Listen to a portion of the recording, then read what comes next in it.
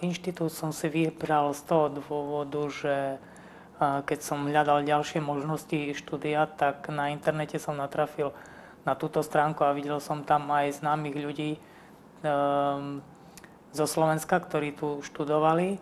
No a aj na ich referenciách som sa práve rozhodol pre toto štúdium.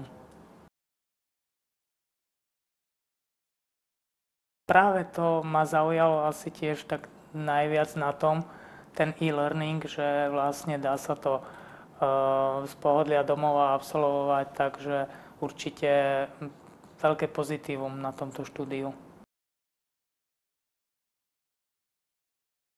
Pred 5 rokmi som inicioval vznik neziskovej organizácie a vlastne pracujem tam ako dobrovoľník a koordinátor projektov, takže aj poznatky získané v tomto štúdiu by som práve chcel zohľadniť a využiť v tomto združení a dúfam, že mi to štúdium v tomto pomôže.